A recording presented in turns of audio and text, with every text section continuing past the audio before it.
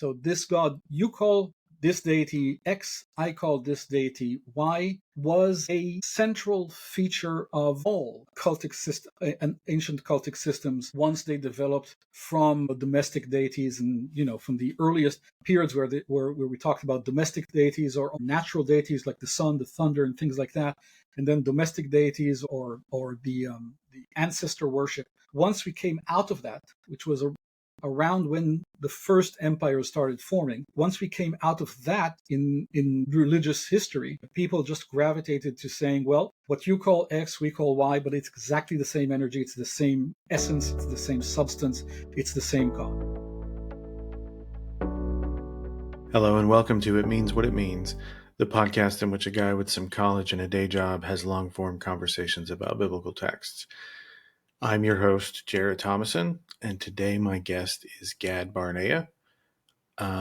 This is a pretty quick turnaround, so usually it's weeks or months before I get episodes published, but when the guest has a specific time frame, I do my best to make sure that I can meet that. So yeah, I think most people in biblical studies kind of view it as evergreen, and you will know from this interview, he is a very prolific academic, and I think he just doesn't want stuff stacking up on itself and having a new article come out while people are out there listening to something old. So I was happy to make that accommodation. I bring that up because if you're out there listening and there's some work of yours that you would like to have on here, I would be more than happy to accommodate as much as I can.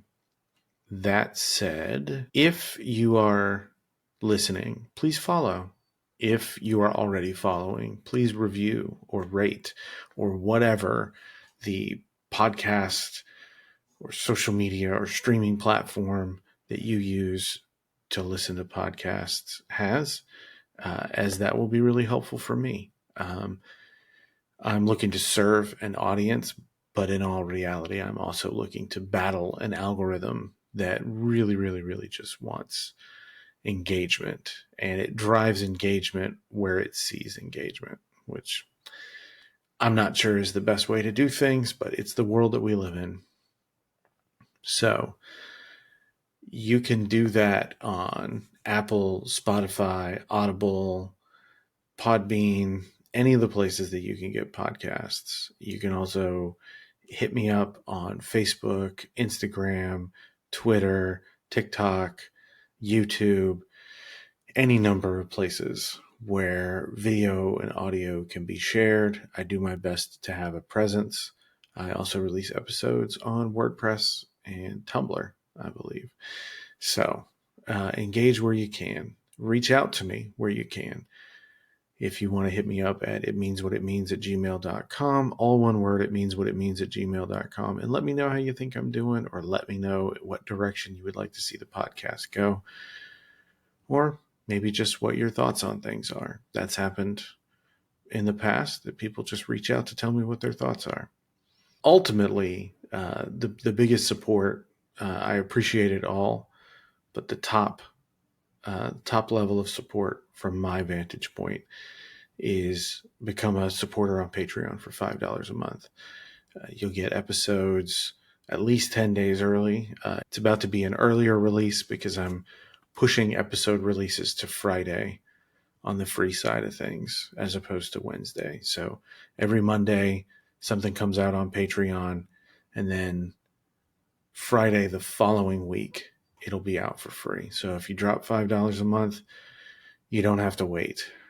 I think that's all from me. I will be back at the end of the episode to set up next week's preview. I hope you enjoy my conversation with Gad Barnea. Gad Barnea, welcome to the podcast. Well, it's good to be here with you, Jared. Before we get going, will you tell us a little bit about yourself? Well, that's actually an interesting question. So I'll actually dive into this from a different perspective. Basically, I'm a biblical scholar. I study the Bible, but I really study the context of the Bible more than actual biblical passages, although a lot of my research also deals with actual biblical passages and textual criticism, and even Qumran texts and things like that. But most of what I do, most of my work revolves around the historical context in which the traditions that will eventually become biblical, or at least recognizable from the Bible, were developed and evolved, in which they evolved, and what shaped them. And I take a very, very broad perspective on this. I look at the mostly the Achaemenid and the early Hellenistic periods from a very, very broad perspective. I have articles that have nothing to do with the Bible or with Judaism or with proto-Judaism, which I call Yahwism. And these articles really deal with Hellenistic issues, or with the Achaemenid context and Achaemenid Zoroastrianism as well. So yeah, it's a very, very broad contextual look at ultimately what would develop as the Hebrew Bible and as early Judaism as well. So that's really what I'm focused on. And I'm at the University of Haifa in Israel, and collaborating with a lot of great scholars and friends around the world. And there's very happy to be part of a growing circle of friends that are doing this kind of contextual work, looking at primary sources, at the documents that people authored in the simple folk, not just the elite, the scribal class, but simple folk wrote on ostraca and papyri, looking at that as our main source, and only corroborating that information with, and very cautiously, with data that comes from the Bible. I will say the areas that you specialize in are like in the history of this podcast kind of coming together for me from a desire to learn more. I think I can point to the moment when I came across a book by William Dever. I think it was Who Were the Early Israelites and Where Did They Come From? Right. And then eventually, Did God Have a Wife?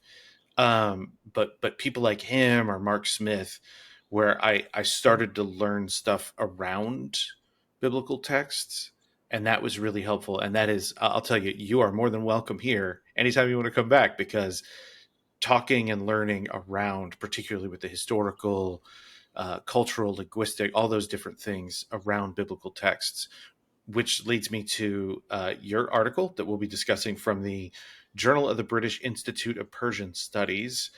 And it is Some Achaemenid Zoroastrian Echoes in Early Yahwistic Sources, which is super interesting and also a bit of a mouthful as a title. So the first question that I have that I sent you, what is Zoroastrianism, and what distinguishes Achaemenid era Zoroastrianism from other forms? So, by the way, the name of the journal is Iran, and that's just the longer term. The longer expression that you gave is just the kind of the description of the title of the journal, but it is called Iran, simply Iran. Yep. Okay. And it is the journal of the British. Yeah, no, just to make clear and easier for people who want to find the article, to find it, because it's going to be under the title Iran. So you asked, what is Zoroastrianism? And that's, of course, a huge topic, and we can spend hours just on that. But I'll give a very kind of a nutshell answer to what is Zoroastrianism, and then what is Achaemenid Zoroastrianism. Zoroastrianism, like any cultic system, and I use cultic system and religion interchangeably. There is a difference, but I'm not going to get into that. So, like any other cultic system, Zoroastrianism has evolved over the years. It's still evolving, and every religion or every cultic system, even also Judaism, is still evolving today. That's in Christianity. I mean, every religion is always alive and evolving. Now, I mentioned this because when I talk about the Achaemenid Zoroastrianism, we are talking about an older version, the flavor, if you will, of Zoroastrianism that existed in the Achaemenid period. So that's what I consider to be Achaemenid Zoroastrianism, are those features of Zoroastrianism that I can show clearly from primary sources to have existed in the Achaemenid period. So that's really what I mean by Achaemenid Zoroastrianism. Now, what is Zoroastrianism itself? So Zoroastrianism is an Indo-Iranian religion, or Celtic system that developed from the larger Indo-Iranian sphere, and it shares a lot of features with other Indo-Iranian religions, most of which are extinct. And so it has the veneration of fire, which I'm sure we'll talk about. It is mentioned in my article. So the veneration of fire is a central part of Zoroastrianism, literally at the center of the cultic system.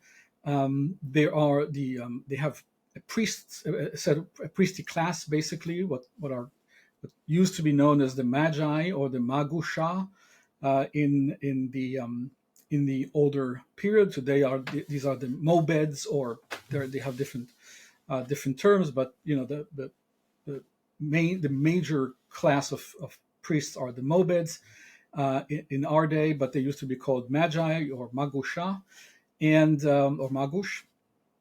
And of course, the prophet of the faith, which is Zarathustra or Zoroaster, whose name probably means something like someone who drives camels, who guides the camels. So a very kind of nomadic name to the founder of this cultic system. And so, basically, in a nutshell, Zoroastrianism, it revolves around the cult of Ahura Mazda, who is the main deity or the head of the pantheon. In some cases, very close to what we would consider monolatry or even monotheism, even though I always stress that monotheism did not exist yet at the time, in the Achaemenid times, and even much later. Strict monotheism did not really exist, and it was not even a concern. But it is close to being a unique, at least a unique god, a singular god. That's Ahura Mazda, who means the name Ahura Mazda means Lord Wisdom, okay, the Lord of Wisdom or Lord Wisdom. And Ahura Mazda in the Achaemenid period is again the main deity. In some cases, he appears together with other deities, lesser deities. In the Zoroastrian system, there is also 6 emanations that come out of Ahura Mazda called the Ameshashpentas, and these are lesser deities. Some scholars even qualify them as spirits. Ahura Mazda is sometimes counted among them to make it 7. But these are we're talking about something that is like a pantheon, and that is the main pantheon of the Zoroastrian faith. And and then again, there's the Yasna ceremony, which we'll definitely talk about, which is the main ritual of Zoroastrianism. It revolves around the veneration of fire, around the fire holder, sometimes erroneously called the fire altar. It is not an altar. Nothing is actually offered on it, so it's really not an altar. But it is basically a container holding fire for the purpose of veneration. Fire is one of these lesser deities, Ater or Atar. That's the fire itself, and the deified concept of fire, which is also considered to be one of Ahura Mazda's sons, and is referred to as a son of Ahura Mazda. So you have the main liturgy. Now, the main liturgy is observed daily, at least once daily, and so it is observed daily, and it's probably the easiest way to think about it for us from Jewish or Christian backgrounds would be to consider this to be something similar to the Catholic Mass or the Orthodox Mass, where it's observed daily. It's not observed for only on special occasions. It's not a feast. That's important to and we might come back to this. It is simply a daily and a very lengthy and often lengthy daily ritual where texts are cited. Now, in that ritual, the text that is cited is called the Avesta. The Avesta is a corpus of scripture, of Zoroastrian scripture. And that this corpus, so this is the Avesta, and it is written and transmitted in the Avestan language. And for the period that we're going to talk about, the Achaemenid period, this was these texts were transmitted orally from one generation to the next, one generation of adherence to the cultic system to the next, and especially through the priests, these magi. And so these texts were transmitted very faithfully, and we can show that it was done very faithfully from generation to generation during the Achaemenid period.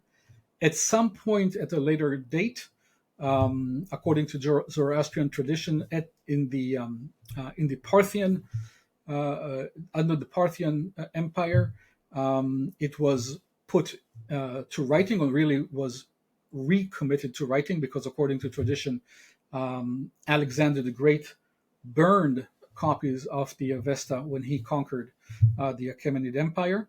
Most scholars, of course, do not. There's really no support for that.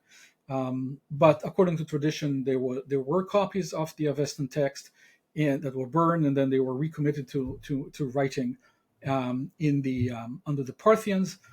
In any event, what we have is from the Sasanian period, and even later, and actually mostly later, texts, and these are, of course, copies of the Avesta itself, which again are the Zoroastrian scriptures.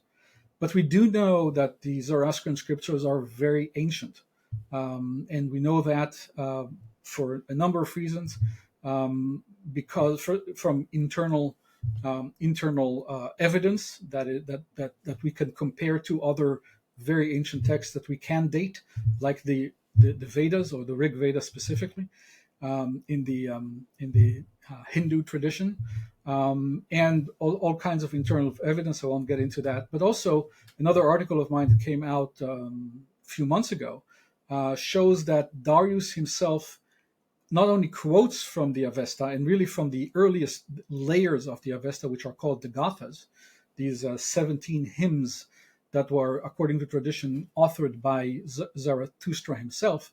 So he knows at least the Gathas. I'm not saying that he knew the entire Avesta, but he knew at least the Gathas. His name is a quote from the Gathas, and his mission, as it is described in the Bisutun inscription, which is his largest and most important, and truly one of the most important documents in the history of humanity. So his mission, as it is expressed in this in the Bisutun inscription, is based on a certain text from the Gathas. Again, this early substratum of the Avesta, and it is exactly the same place from which he took his name. So he took his name and his mission, so to speak, from the same Gothic text that we can trace back to the Avestan scriptures.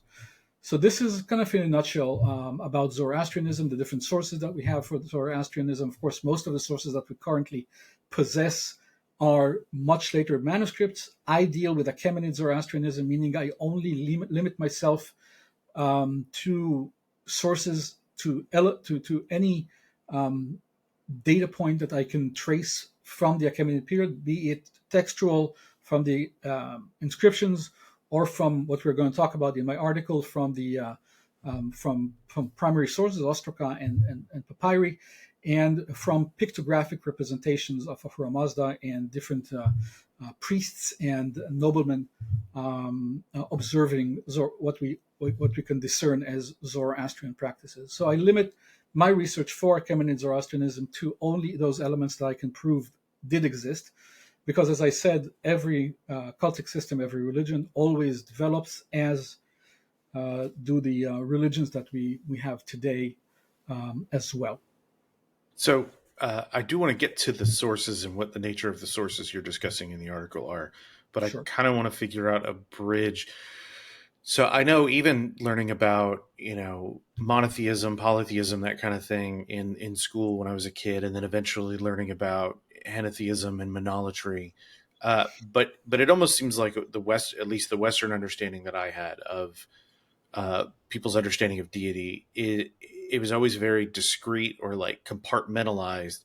But it seems like in Zoroastrianism, so you have Ahura Mazda, who's like a supreme deity, and there's a recognition of other lesser deities. So how does that link between Zoroastrianism and a developing Yahweh cult or following?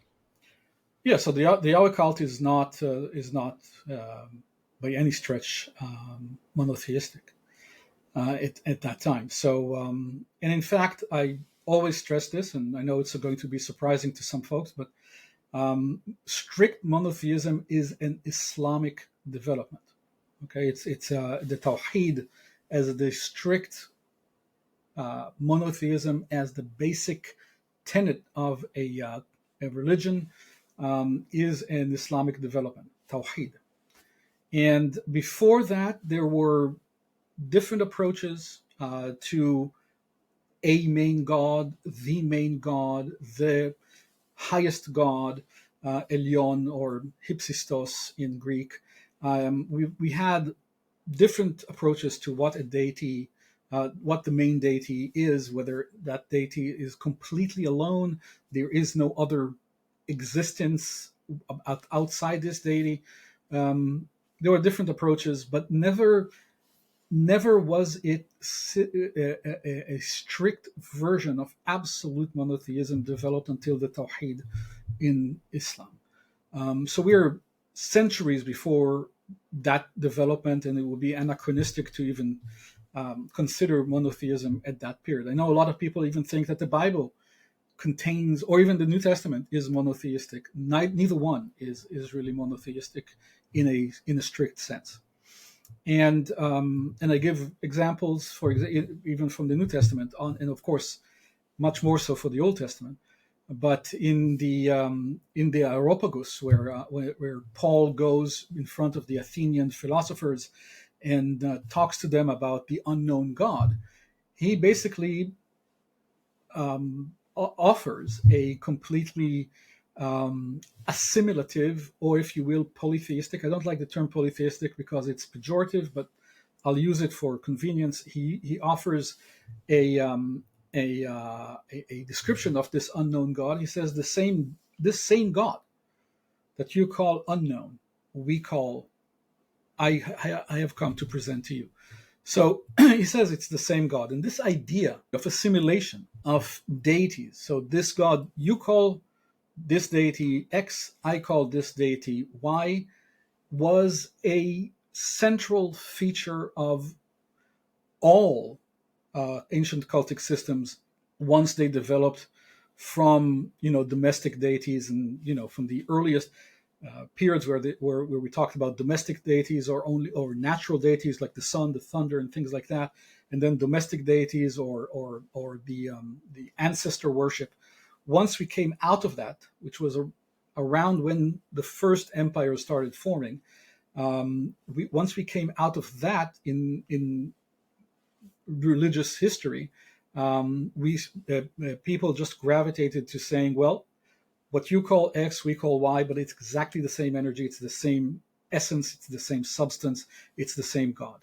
And this idea continued well into the Common Era.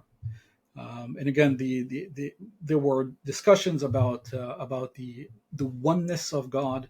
But even if you look at the Nicene Creed or the main Christian creeds, I believe in one God, right? Is that a monotheistic statement?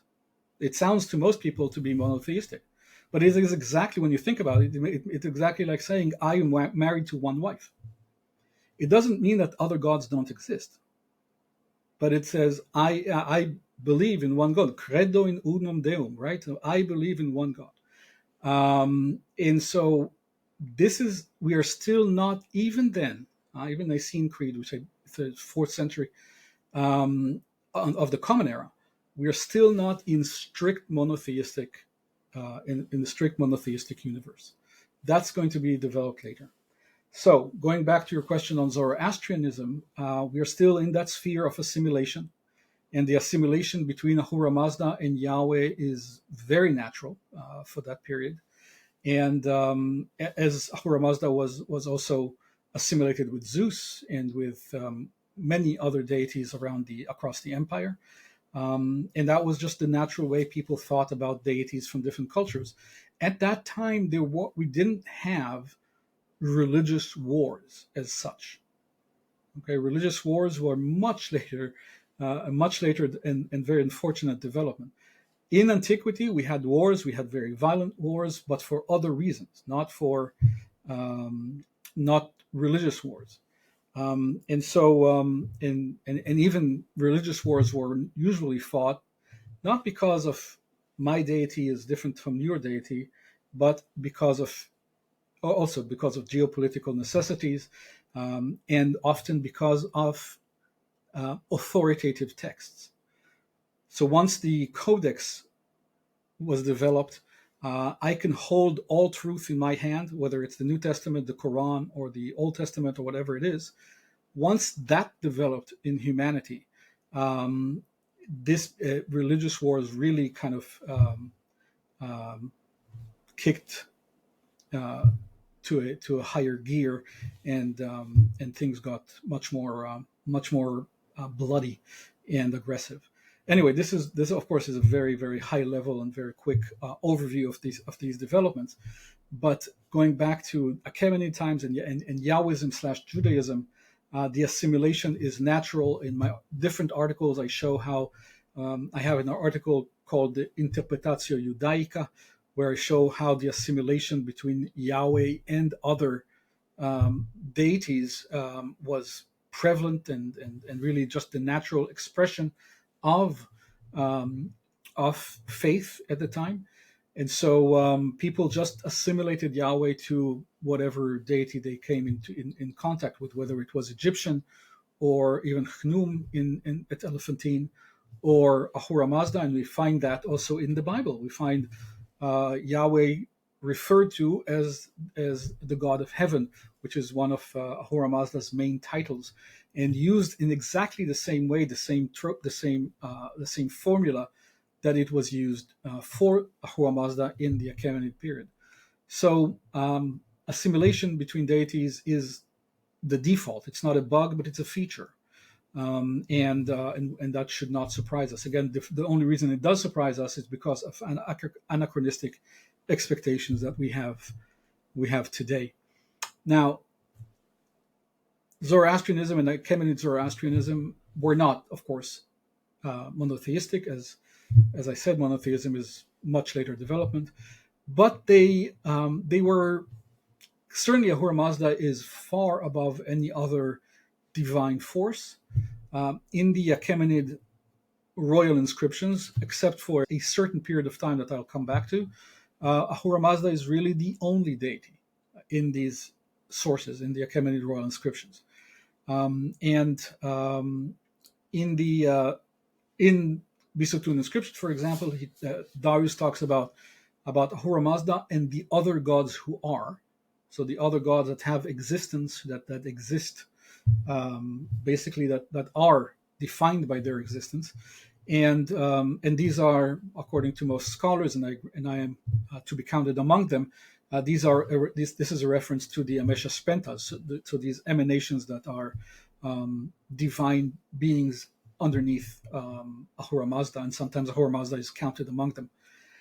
So these are Ahura Mazda and the other gods who are, and then in the days of Artaxerxes II, so from 404 before the Common Era and onward, or at least in the early days of his reign, he introduced two other deities to the pantheon, explicit deities to the pantheon, Anahita and Mithra.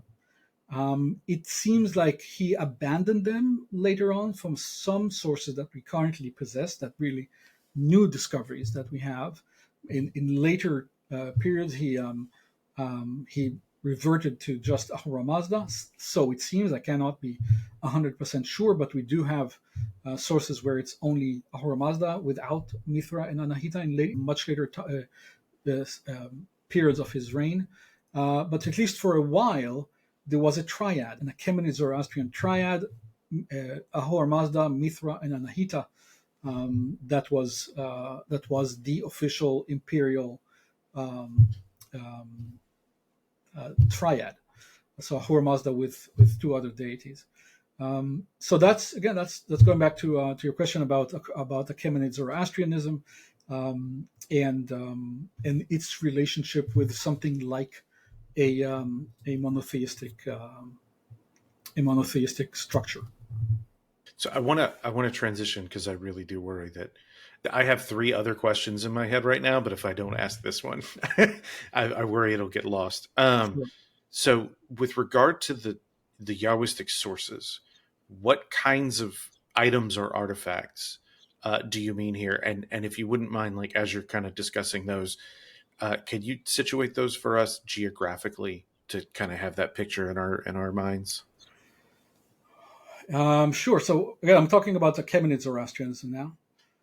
These sources are really across the board. So the article that we are going to discuss is going to deal with sources from Egypt, and these sources are papyri and ostraca. Ostraca are basically sherds of clay, basically broken pottery that was used as the ancient world's WhatsApp or SMS. So for short messages, you would just write a quick text on a broken shard of clay and just give it to someone to pass it on to your addressee. So usually it was something that was sent to someone relatively close by, very quickly, dealing with matters of the moment. But these are absolute treasure troves of information about everything, really every aspect of life in antiquity. So these ostraca are extremely important. So that's one source. Of course, the papyri as well. Papyri tend to be a little bit more formal.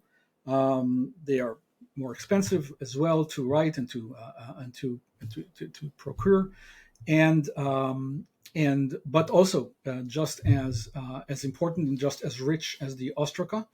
And so these are the sources that we're going to talk about in the article. So these are the types of sources that we have.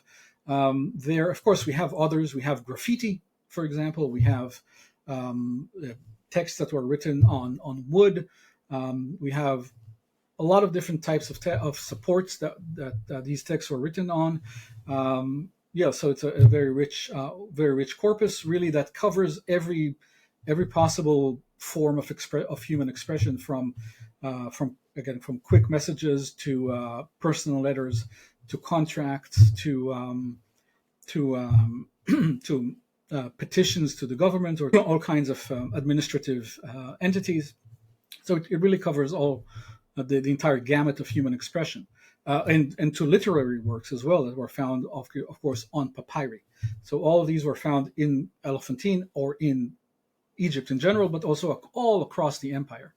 So, and then switching to the other side of the empire, I have another article that came out earlier this year, which also includes Zoroastrian sources.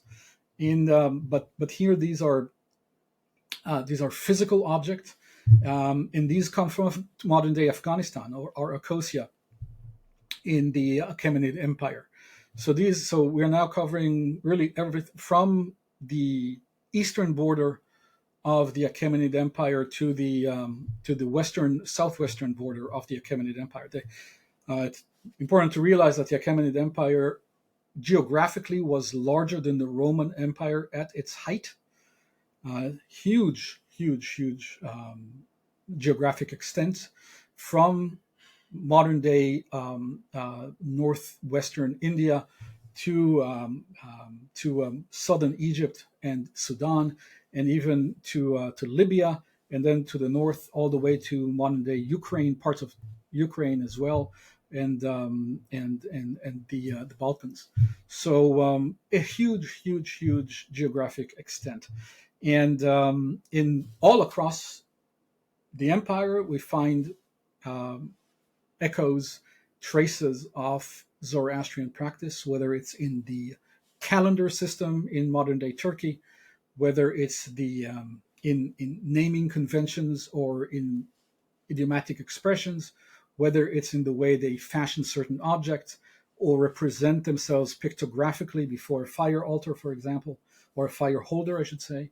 Um, Even the way they refer to these priests as magi already at that time in these primary sources. So we find it all across the empire in every level of human communication. It's a very, very rich corpus. What is the name depicted in the? Because there's a transition into the divine name that ultimately appears, as I try to avoid saying it, but as Yahweh in biblical texts, in Jewish and Christian sources. What is that development over time? Wow, that's an interesting subject, and a relatively complex one. We really see a special treatment of the divine name, so the nomen sacrum, as such, developing. We see it in the record only from, let's say, the late third century before the Common Era and onward. We don't see any trace of this in any Achaemenid source or even early Hellenistic source.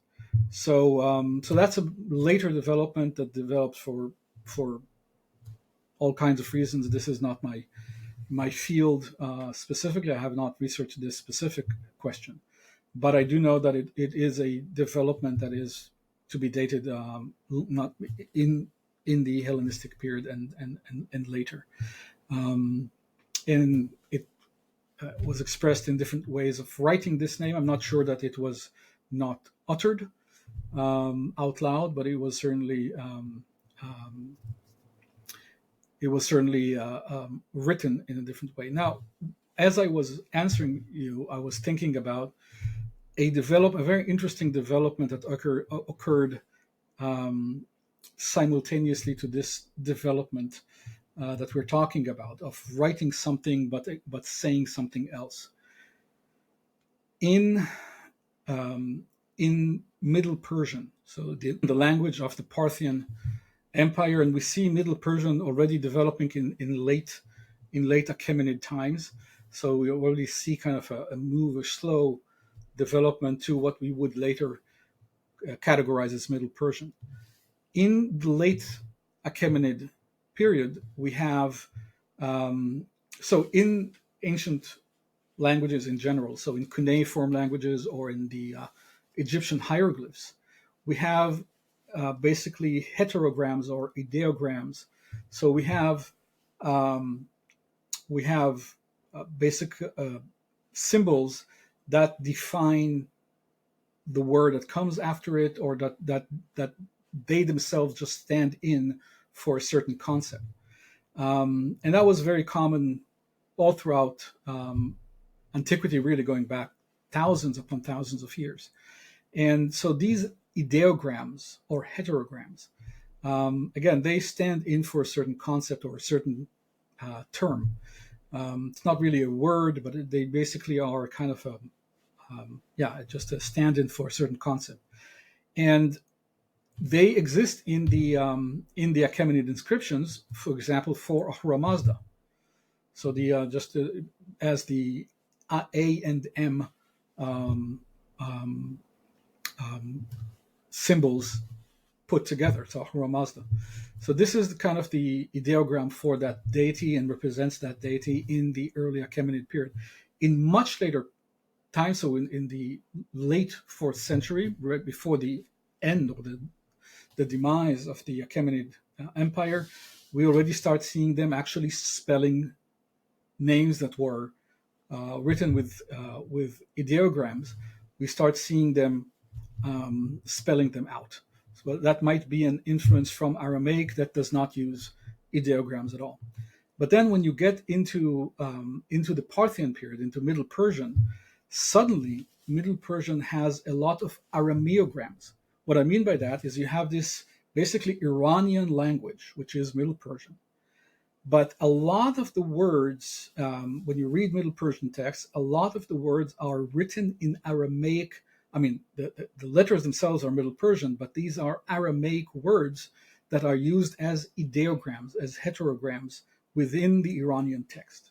So you write one word, basically an Aramaic word, but you pronounce the Iranian word.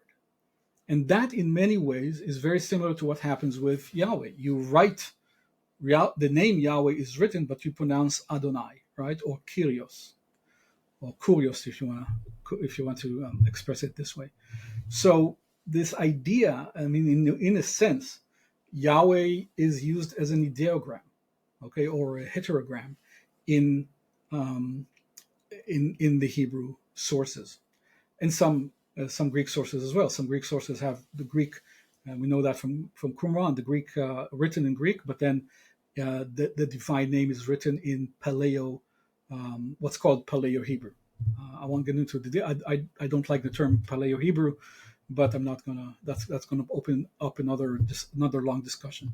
But it is written in these, let's say, Phoenician letters. So clearly, then the divine name is being treated differently, written in one way but pronounced differently. I think maybe I drew the wrong inference. So I was thinking of specifically in the article. There's the fire altar associated with the Elephantine YHW temple, right. And I wasn't sure if maybe that was like a development into the name that we end up knowing. Did I misunderstand that? So no, we have Yahweh fully spelled out. So okay, YHWH much earlier, and so, but it's basically, but we don't know how it was actually pronounced. I mean, even if it's spelled YHWH, it doesn't mean that the final H was actually pronounced, right? It might simply denote a longer syllable. So it's not, we don't really know. It might have been pronounced the same, but written in two different ways. So so that's a question that we probably will not be able to answer. But that's not a significant difference. This final H. Okay. Yeah. Sorry to take you down a road. Sure, I always hate it when I ask a question and they're like, that's not really my specialty. With regard to the pottery shards. Okay. So are there messages passed that are of religious or theological or cultic significance on those? Yes. So maybe the publication of mine that made the biggest, the most significant echo in the past few years is a shard or an ostrakon that I published in 23, and then that was covered by National Geographic and other major outlets really across the world and translated to a lot of different languages. What was significant about that is that it is the first actual document that we can actually hold and we can actually read, and it is a direct source that shows a female priestess, so really a Jewish or Yahwistic priestess working or presiding over a ritual in the temple of Yahweh. So it's an extremely, of course I'm biased, but it's an extremely significant find, because it's the only direct cultic piece of evidence that we have, not only for a priestess, a Jewish priestess or a Yahwistic priestess, but really from any priest, because we don't have any direct source of priests, of Jewish or Yahwistic priests at all, whether it's male or female, other than this one. And there's a lot of elements regarding this ostrakon that are unique.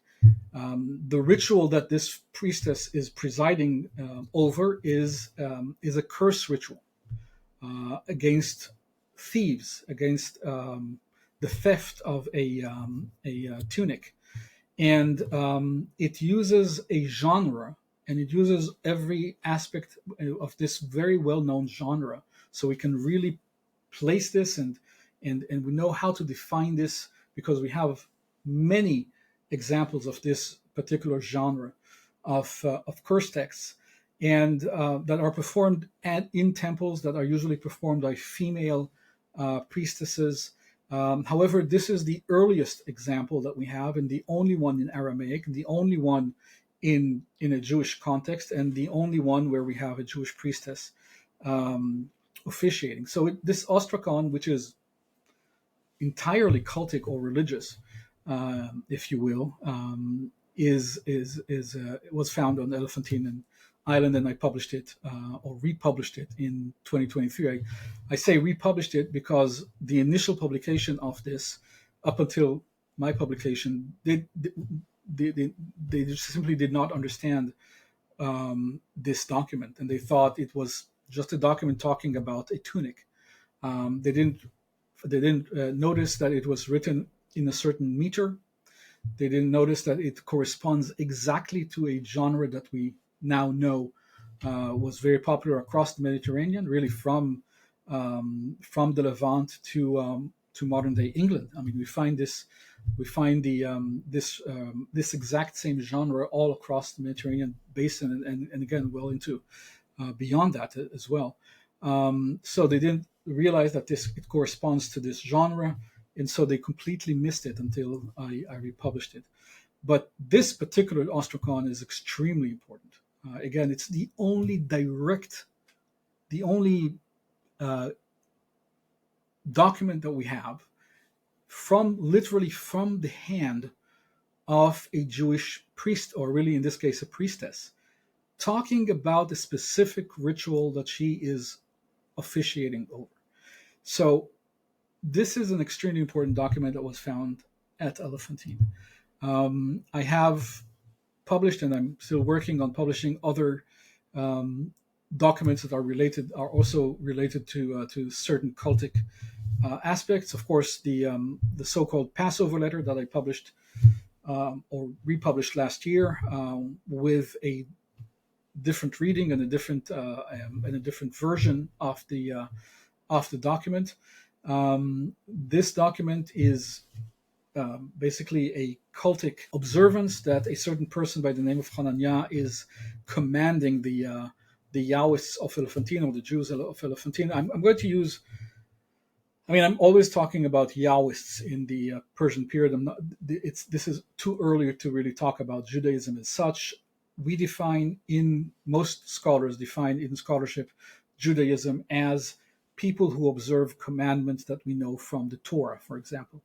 That did not exist before the 2nd century, before the Common Era, or at least it does not seem. There is absolutely no evidence that it was observed before the 2nd century, or maybe late 3rd century, before the Common Era. So in the Achaemenid period, it would be too early and kind of anachronistic as well to talk about Judaism. So I refer to Yahwist, maybe for the sake of convenience, not to confuse people. I can talk about Judaism. I hope you understand that this is too early to really talk about Judaism.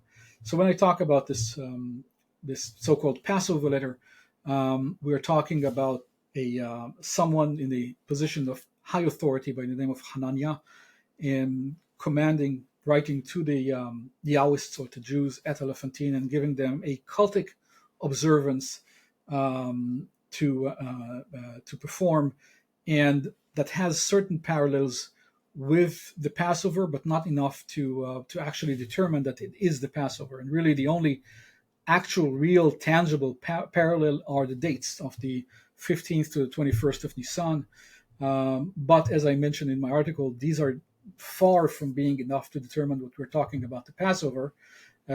Certainly because the word Passover does not appear in the text, or unleavened bread does not appear in the text, or really anything that we can tie apart from these dates firmly tied to the Passover.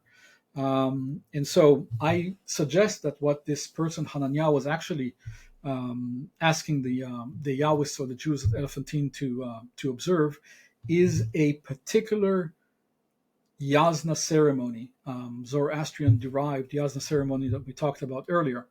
And I show, again, in my article, I won't go into details now. I show that why this is the case. This article was published in the book that I co-edited with Professor Reinhard Kratz. This book is open access. It's called Yahwism Under the Achaemenid Empire. You can just type it on Google and download it for free. It's open access. If you want to, of course, if you want to buy the physical copy, you can, but it's very expensive. So it was important for us to make it freely available in PDF. And so that article, if you want to really get into the details, you can read it for free in that book.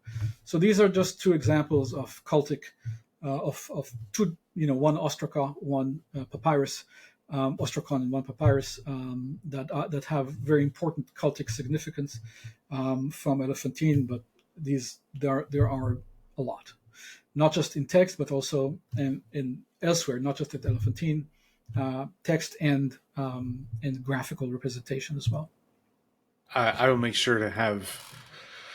I do my best to get everything that's mentioned as a recommendation or a mention in the show notes. So I'll look that up and make sure I have that linked in the show notes for the listeners. Sure. Because there's always so much that I miss, even in an article, like this is a relatively short article, but there's so much I miss. Was there anything that you were hoping I would ask about that hasn't come up yet? Not really. I haven't really had time to think about it that much, but no, I mean, I didn't really study it, but you had a list of questions if you want to maybe don't worry about those. Go over that and see if there's anything there that you want to add to. But this particular article just basically wants to show how intertwined Yahwists and Zoroastrians' lives were in the Achaemenid period, and basically tries to answer the question: how much information would the Yahwists have had on deep Zoroastrian principles and concepts? And so it shows that the Yahwists lived among Magi and were very close to the Magi, or to at least certain Magi.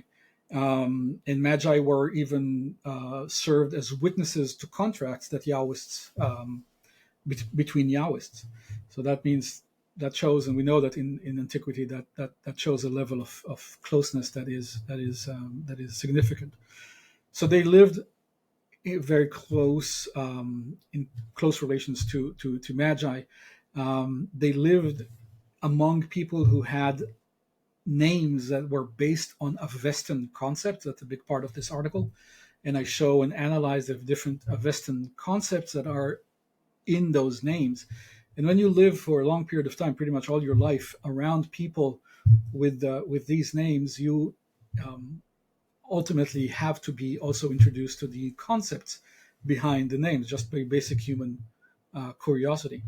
So they would be familiar with central, at least through the names, some central Zoroastrian or Achaemenid Zoroastrian concepts, and the Magi, as I said as well. And of course, the most important aspect is the fact that they had in their temple to Yahweh. And I should express to the viewers, explain that that the Yahwists / Jews of Elephantine had a full-fledged temple on the island. That, if we are to believe the accuracy of the biblical description of the Jerusalem temple to Yahweh, the size of the Elephantine temple was about the same size of the temple in Jerusalem, of the first temple, or so-called first temple in Jerusalem. So it is a significant temple with priests and a priestess, and also a fire holder. And they used the Zoroastrian technical term atrodan to refer to this fire holder. They also had a madbacha. They had an altar in their temple that they refer to as well. But they also had a fire holder, and again, at the same time, they had a fire holder and a madbacha, and that is also part of the assimilation that I talked about earlier. In ancient religion anywhere, assimilation was simply part of daily life. You did not seek to construct walls necessarily. Sometimes within the same cultic system, they did construct walls within the same cultic system, but generally speaking, assimilation was simply part of life. So it could be with the name of the deity. It's the same deity, but you call it X, I call it Y. But also with practices like having a fire holder within your temple. Now, another article of mine that's about to come out shows that in that this having this fire holder in a Yahwistic context probably led to the concept of the perpetual fire in the Bible, in Leviticus and other places, the fire that cannot be extinguished. And in that article, I also show how it's connected directly also to the scene of the so-called burning bush in Exodus chapter 3, or 2 to 3, between 2 and 3. And so I show how these are connected to the concept of eternal fire, to the Zoroastrian concept of fire and a divine fire, and the fire that cannot be put out, a fire that comes from divine sources, supernatural sources. The way you address the fire, the way you hold yourself before the fire, all of that is reflected in the scene of the so-called burning bush, and again, and also the idea of the perpetual fire in the Bible. Also, my colleague Itamar Kislev wrote an article in the same book that I mentioned earlier, that I co-edited, the one that is freely available in open access. So we can see that the concept of the atrodan, so the concept of the fire holder that holds the divine fire, that holds the fire that cannot be extinguished, had a significant impact on Yahwism and on the Bible, on really core concepts of biblical and really biblical theology and biblical practice. Those come from the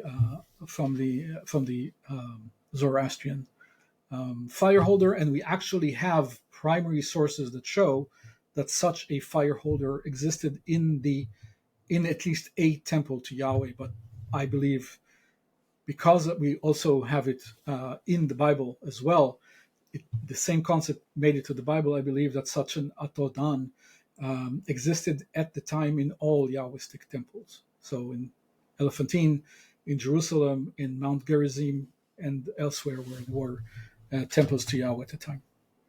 Man, there's so much to learn. So on that note, what would you recommend to my audience to read, listen, watch out there to learn more about the development of Yahwism or Zoroastrianism or the Achaemenid period or anything else that you want them to check out? So we already talked about the our co-edited book, and I think that the bibliography there would also, so you can read a set of 19 articles by leading scholars today, and it's very recent. It came out last year, so you'll get the cutting edge of Yahwism. It's called Yahwism under the Achaemenid period, so directly relevant to what we're talking about. And so you have the leading scholars in the field, and the references that they use can be pursued further if you want to know more. I of course want to mention Jonathan Adler's book, The Origins of Judaism, which is also a very, very important book and groundbreaking book, really. So highly recommended. So these are the kind of the main books right now that I'd like to talk about. I mean, there are great books in German that I'm sure that the audience would not want to access necessarily, but in English, I think that these are kind of the main books right now. Jonathan Adler he has another short book that is about to come out, also called the Yahwism. I forget exactly the name, but it's about to come out in Cambridge Elements series. So it's a short book. And it's I haven't read it yet, but I'm sure it's going to be also very very rich in information as well. I was thinking at several points in the conversation, I really need to bother him and get him on here. Sure. Yeah, no, I think he was the first or second person to be recommended on this podcast in the first episode back in 2023. What do you read for fun?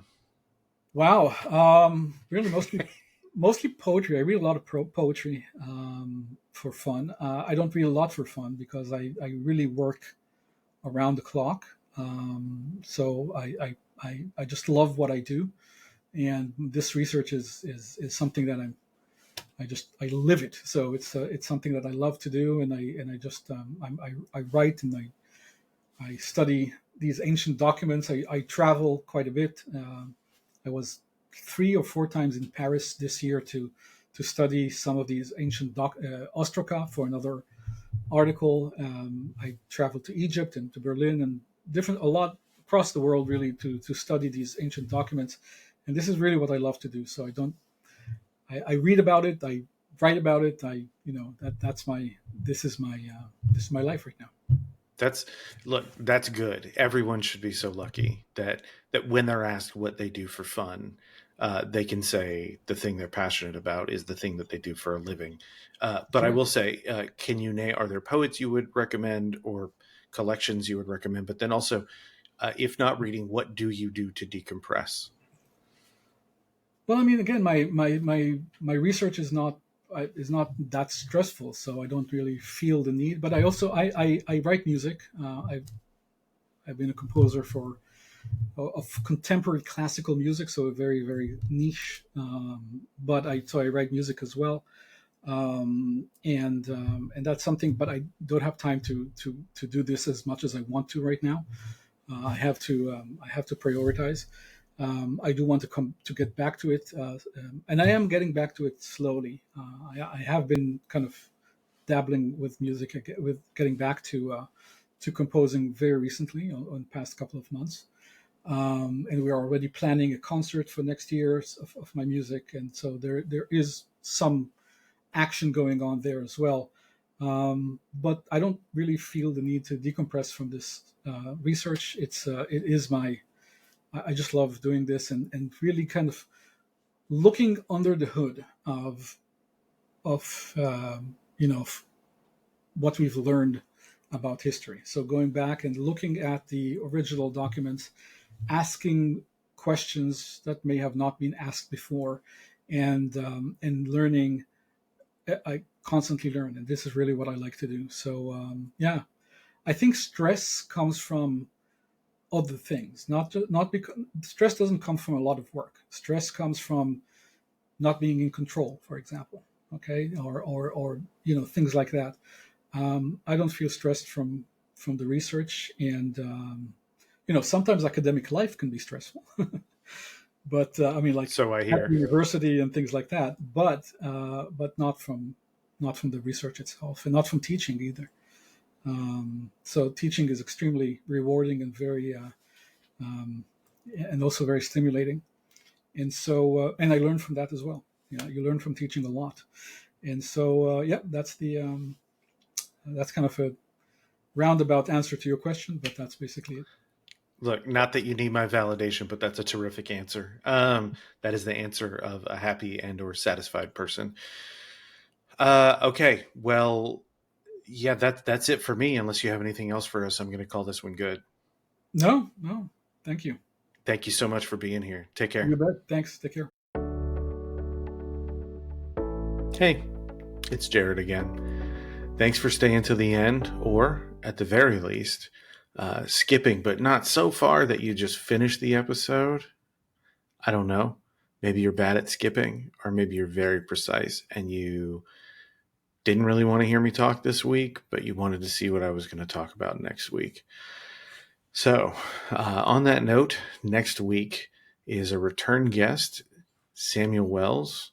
Will be talking about his book, Power and Passion. It's a book that I read back in 2009 and was reminded of recently. And I think as quickly as I could, I fired off an email to see if I could get him back on the podcast, and he was gracious enough to return. So, yeah, pick that book up. It is helpful. It gives a lot of perspective. I enjoy his writing, and um, I enjoy his writing almost as much as I enjoy talking to him. But he is a deeply insightful man, and yeah, I'll let him speak for himself. So here is a quick preview of my conversation with Samuel Wells. If you get a chance to love someone, you should take it.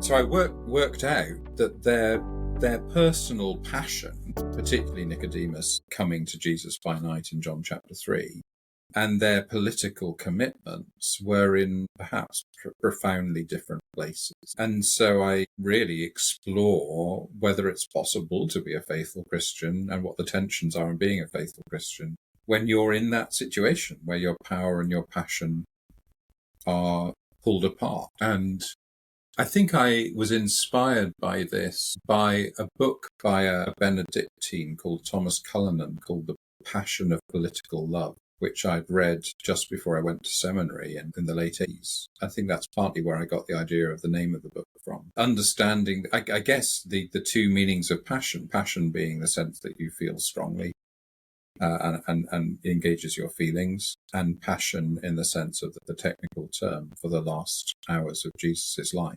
But also having just written that book, Improvisation, that you and I talked about before, and developed a much more nuanced idea of power and how power isn't simply authority to execute your will, often through the agency of employees or people you rule over or something like that. But power can be found in quite a number of different forms. And in the book, I'm trying to explore the realities of how power works, how sexual power can work. In the case, for example, of Mary Magdalene, how manipulation can work in the hands of somebody who understands how to get under somebody's skin and those kind of things. So I guess one of the things I'm happiest about the book is that the book does come to a crescendo, so that at the end of the last chapter, you do get a kind of resolution through cross and on to resurrection of how these apparently contrasting, intense relationship notions of power and passion finally are resolved.